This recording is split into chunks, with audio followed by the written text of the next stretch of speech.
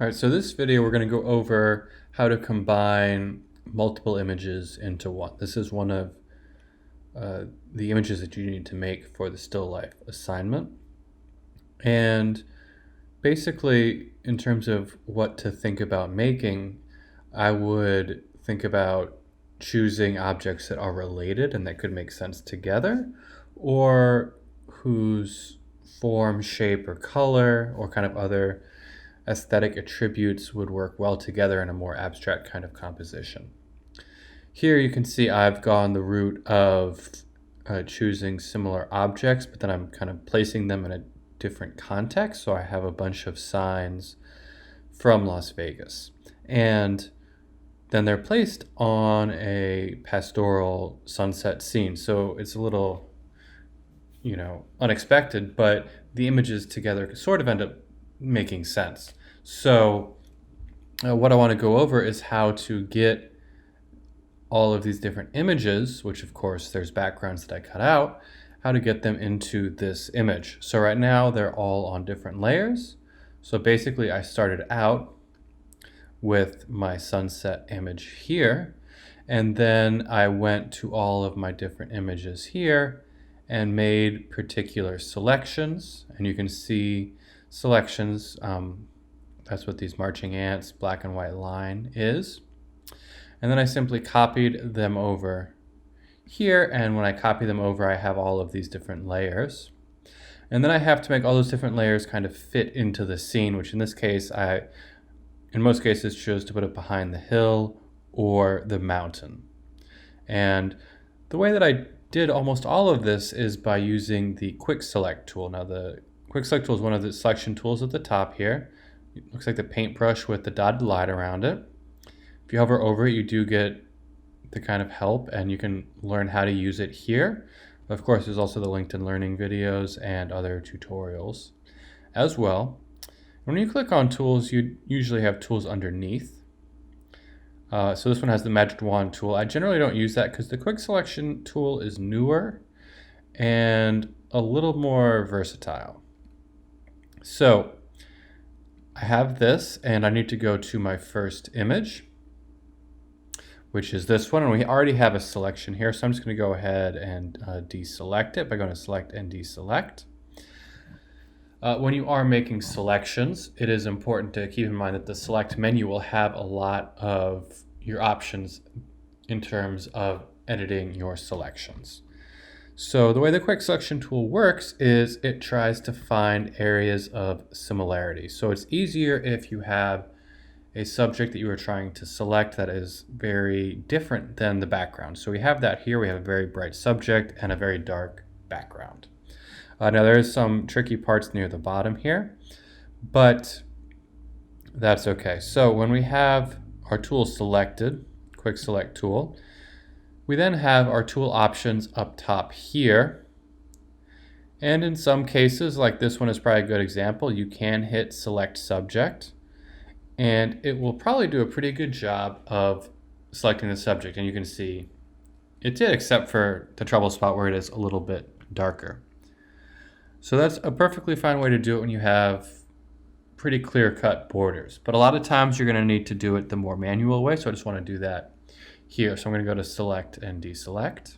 And I'm going to do it the manual way. Now when I'm doing it the manual way, I have three different quick select brushes. I have the generic one, which is the one I usually end up using. And then I have the plus and the minus. So the plus will add to a selection, and the minus will subtract from a selection. I don't think we're going to need to use this subtract unless I mess up. So I'm going to start with the plus, and then here, the 48 with the circle, that's our brush size. I'm going to make it bigger. The larger the brush, the faster it will select, but the less precise it's going to be. So you can see I've missed some areas like in the lettering, and then I also have some edge issues that I want to go in and clean up. So to do that, I'm going to go ahead and actually zoom in. So if I go on my magnifying glass and I click, I can zoom in, or if I click and drag to the right, I'll zoom in, and click and drag to the left, zoom out. So I'm going to zoom in so I can see a little bit more clearly. I'm going to go back to my quick select tool, And now that I'm doing more detailed work, I don't want such a large brush because I don't want to click over the edge and click onto the background, because then I'm telling Photoshop that I also want to select the background, which I clearly don't want to do, but if I click here, Photoshop will think that. So I want to make the brush smaller for more precision work. And now I'm just going to kind of paint into this area, and it was pretty quick to snap. All right, so you want to try to use small movements at first. I'm going to go ahead and scroll up. That's good there. I'm going to come down here. I'm going to try to get these edges here. And you see it's doing a pretty good job. I'm going to go ahead and just go under here too and just not worry about this edge so much, because I'm probably going to hide it behind a hill in the finished piece. So I have that. Let me get this pillow here. The next step, once you have a selection, even if you did select subject, or if you did it the manual way, you want to click select and mask up here. This will allow us to refine the selection. We'll open up a separate dialog, so you'll notice when I click this, the right hand side here will change. And it does here. So now we have different options. And right now we're seeing just a black and white selection, and we're seeing the black is not selected and the white is selected. Your view might come up as onion skin or as overlay. And I like using these as well, because then I can actually see the image, and basically the red is not selected, or the transparent part is not selected, and the regular looking part is selected. But the black and white is also helpful because it really helps you see the edge and if you're missing any elements. And in this case, I am missing some elements. So I want to come over to the left-hand side here, go to my selection tool, make sure I'm on the plus, and paint in these areas. Okay. Let me make sure I'm not missing anything else. I am right down here. Okay, so now it looks like I have everything selected in there. So now I'm going to go ahead and change my view to overlay. Whenever you have selections, you're always going to want to feather them a little bit, like a pixel. And in some cases, you'll want to feather it more if you want a softer edge. Basically, the feather is determining how soft the edge is. And you always want a little bit of softness because it helps blend in your subject with your new background, so that there's kind of some blending there. So if we were to change to black and white just to see what this looks like, and we were to really zoom in on the edge here, we can see when I do a feather, it's kind of making the edge a little less crisp. Now we want a little bit, because this little bit of feathering here will really help with that blending. And in this case, that's really all I want to do. So I'm going to go ahead and click OK. And now that I have this selection, I have it the way I want it, I simply want to go to Edit, Copy. Notice a shortcut is Command and C. Go back to my original background, where I'm going to go ahead and I'm going to hide everything except for these two images. I'm just going to leave these here. Let me go ahead and actually just delete these layers. I'm just clicking them and pressing delete on the keyboard, or backspace. And now that I have that new sign, I want to go to Edit and Paste, or Command V. Now when I paste it in, it is a little too large, and this will usually be the case. It's not the size that you want it to be. When you bring it in, you always want it to be too large rather than too small, because the images are made of pixels, and making something larger makes Photoshop guess at making new pixels, which leads to lower quality images. So if you had something very small and made it very big, it would look soft and kind of chunky looking, because Photoshop would just be making up too much information. But making it small is okay, because Photoshop is okay at deleting pixels and kind of compressing them. So to transform this, we want to go to our Edit drop-down menu, and we want to go to Free Transform. And Command T is the shortcut. This is a really good shortcut to know. If you press Command T or go to Edit and Free Transform, you'll then have this bounding box here. And you can grab a corner point and make it smaller. Now when you're making it smaller, you want to make sure that you're making it smaller in proportion, which is the default for the way that Photoshop works now, but in some cases you might be making it too wide or too tall, and you really want to avoid doing that because it will start to look funny. So you always want to grab the corner point, and if it's not automatically staying in the proper aspect ratio, you can hold the Shift key. However, with the new versions, it should automatically stay. I'm going to get the size I want it, and then I'm going to double click it or hit the check mark up top here and make it stay. And since this ground is so dark, I actually am going to keep this in front of it there, and you'll see I'm on layer 3 here. Layer 2 is the shoe, and layer 1 is the torch. So at a certain point when you have 10, 11, 20 layers, you're going to want to start naming your layers so that it's easier to find them. To do that, you simply hover over layer 3, the actual text, and then you can double click, and then you can rename this whatever name makes sense to you. So I've named this cube sign. Then I can go to my next image by just clicking on it here. And we see again that I already have Elvis selected. So I'm gonna, this time I'm gonna press Command D to deselect, or of course select and deselect there.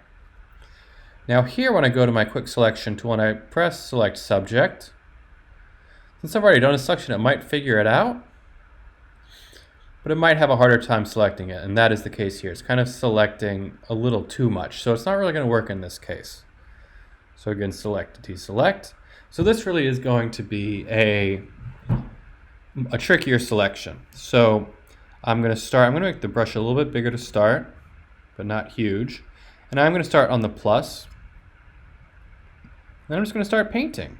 And you already see that we've got some selection stuff that I don't want, but I'm not going to worry about that yet. I am just going to make sure I get the majority of Elvis in here, and I'll save some detail areas for later when I get a smaller brush. I'm going to make sure I get all of the main elements here. Now I'm going to go ahead and make the brush a little bit smaller.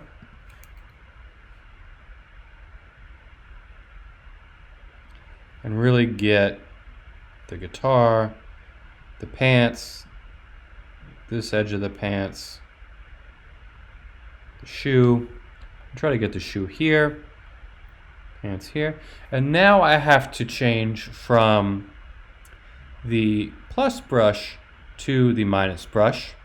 And again, when I was doing the plus brush, I was only making sure I was staying completely within Elvis. Now that I want to subtract areas like here, I want to stay entirely outside of Elvis. And you see as I do this, I'm going to start to have to go back again, because it's going too far the other way now. So then I'm going to have to go back to the plus, get the hair, get the hand and the microphone. And really the more that you do this, the more Photoshop will learn from what you want or don't want, and eventually it will get it right. So now I'm going to go back to the minus here, and again we lost the hair. Now this can get annoying to go back between the plus and the minus. The way to avoid this is to just click on the first tool and use some keyboard shortcuts. When you hold the Shift key, I'm going to go ahead and actually make the brush larger for just a second so you can see this. There we go. So when you hold the Shift key, you'll see that there's a little plus symbol that goes inside, and you'll see how the tool here goes to the plus. And if you hold the Option key or the Alt key on a PC, you'll see a minus symbol. So Option and Shift will make it so that you don't have to move your cursor every single time back up here, and that can actually end up saving you a lot of time. So I'm going to come here, I'm going to hold the Shift key, I'm going to see the plus sign, and get the hair, and now that's good. I seem to have, I know I have it here. I need to hold down the Option key to minus out this little bit of the background, and also get rid of this shadow area. I'm just going to get rid of the mic too. Then I have to hold the Shift key to do plus to get that arm there. Then I have to hold down the Option key to subtract and the Shift key to add. It's really just a back and forth, and the longer you spend, the more accurate it will be. But there's also just a kind of, you need to know how detailed you need it to be. Right? If you're making something very small, it doesn't need to be as detailed as something very large. If there's kind of obvious Photoshop work happening, maybe you don't need to be as precise. So I think this is looking pretty good. I have a pretty good outline here. So now I can go ahead and click on my select and mask. And I can see that I have some stray areas here now that I'm in my black and white view. This is a great place to start because we do want to avoid these stray lines here. And I think the best way to get rid of these is to use not the tool we used last time, which is the add or subtract selection, but simply a brush tool to subtract. And this will just literally subtract where you brush.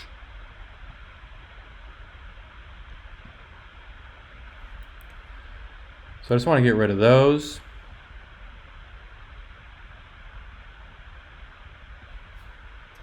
I'm going to scroll down and see if there's anywhere I want to add to, and it seems like the foot's a little weird, so I'm going to actually go ahead and make my brush smaller. Click on the plus sign, and I'm just going to come in and just kind of do a little painting here.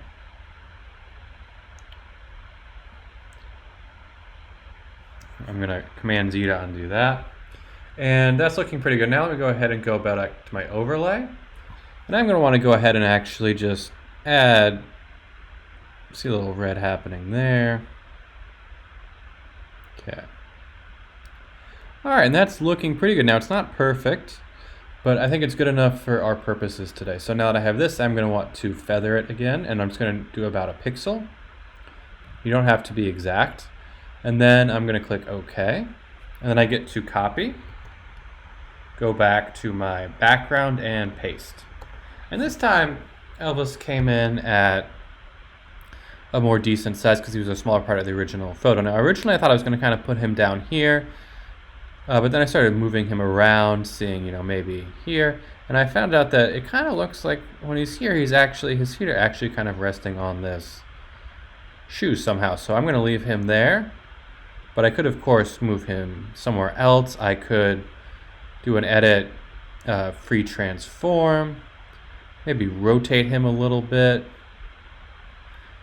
kind of make him be a little tipsy on the mountainside. But I don't think I like that as much. So I'm going to undo that by pressing Command and Z, or edit, undo, and Command Z again. Oop, that was too much. So I'm going to go to redo paste. Then I'm going to go ahead and just move him up here. So now I have my two extra items here, and now I'm going to double click on layer 3, call this Elvis, just so I'm taking good care of layer names and so I can find it more easily. Because sometimes I may want to be like, oh, Elvis, I actually want you to be behind the shoe layer, so then I can change the layer order, and now he is behind the shoe rather than in front of the shoe, which is actually how I want it in this case. So now I'm going to go to the next image.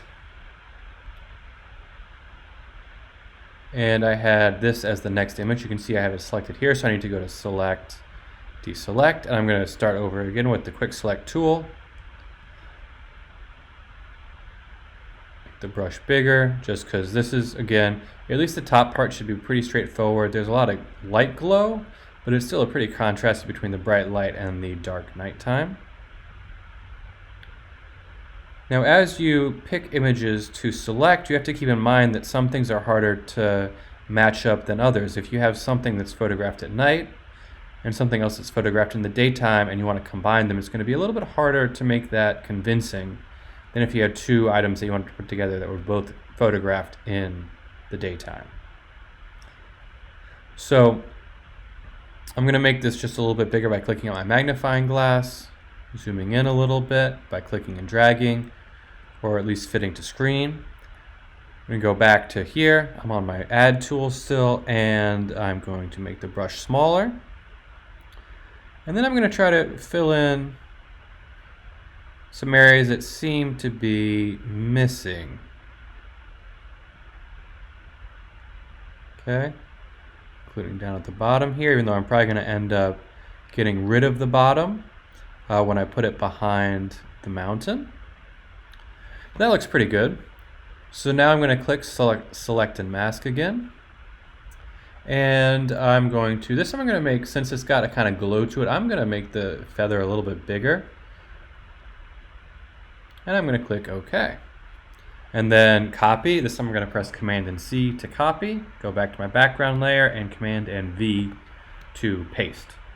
This is another one. Of course, I kind of wasn't too careful with this, and I see I missed a spot. So it looks like I want to go back here and just kind of add that in.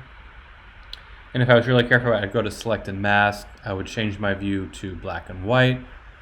Make sure I wasn't really missing anything. That looks pretty good. Go ahead and do that feather again, this time not quite as much. I'm going to Command C to copy, go to the here, and Command V to paste. Then I'm going to press Command T to free transform and shrink it down some. I think this one I'm going to put about here and have it come from behind the mountain. Maybe I want to get a little bit smaller this time. I'm going to double click it to make that stick. Now the tricky thing is I have to get the bottom of the sign behind this mountain. And there's a couple of ways to do this, but the best way to do this is to do it in such a way that you're not simply erasing these pixels. And usually that means making a layer mask. Now I'm going to show it both ways quickly, but it's still going to involve the quick selection tool. So the quick and dirty way, which you can do if you know you're not going to make any changes later on, is to kind of select the mountainside and then go back to my Buffalo Bill sign, which I'm going to go ahead and double click and call it Buffalo Bill. So I need to select the mountains, but it's not really working when I do it now, and that's because I'm on the Buffalo Bill layer. This layer only has the pixels here, and so it's only trying to select the pixels that are on this layer. So I need to actually be on the background layer, the mountain layer. And I need to start fresh, so I need to deselect. And then if I just kind of go here, it should pretty quickly find the edge. And I'm just going to go ahead and hide the Buffalo Bill. And you see it did do a good job of finding that edge. So, of course, I need to go to select and mask, and I need to feather this a little bit. Then I need to go back to Buffalo Bill. And then there's two ways you can do this. The first way is to press delete or backspace on the keyboard. And that is the bad way to do it because then those pixels are permanently deleted. So if I did that, they're gone, but you can't get them back. I mean, I can because I pressed undo, but you can't get them back later. So if you want to do this in such a way that you can get it back, there's an extra couple of steps. And the first step is to go to select and select the inverse. And then you're going to make a layer mask. Now layer mask will hide or show parts of a layer, and we've seen it on adjustment layers before. But you click on the bottom of the layer panel, you click on the circle in the rectangle. It almost kind of looks like a camera if you click on it. Then you'll see it brings up the secondary layer, which is a mask layer, and you'll see a black area which is hiding and a white area which is showing. And you'll see now that we have a nice edge there. So that is it for kind of just putting objects in places here. We'll go over more detailed layer modifications, especially blending modes, and maybe changing colors of layers and opacity so that things can start to blend or overlap in either realistic or interesting ways.